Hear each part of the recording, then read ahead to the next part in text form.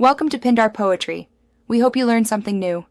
You start by securing the trailer and exposing the emergency brake cable. Use chocks and jack stands so the frame is stable. This prevents sagging when you release the tension. First, spray penetrating oil on the adjuster and clevis to loosen corrosion, then remove the retaining clip at the handbrake lever. This frees the inner cable. Once done, trace the cable along the frame to the brake assembly so you know routing. Make sure to note any clips or guides. Now you remove the old cable while maintaining control of the brake return springs. Loosen the tensioner fully, then unthread or cut the old cable end at the backing plate. Pull the inner wire out from the handbrake lever. As you feed the cable out, unclip it from each frame guide so you don't damage the jacket. Once free, compare lengths and end fittings to the new cable. Make sure mounting holes and clips match, because correct routing prevents binding and premature wear.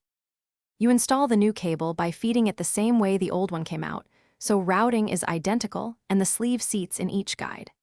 Attach the inner wire to the backing plate clevis, tighten the retaining clip, and make sure the sheath seats against its stops. Then adjust the handbrake tension until the lever travel and drum response match manufacturer spec. Test by lifting trailer wheels off the ground and spinning. If a wheel drags, back off slightly. Troubleshooting tip: if brakes bind, check for.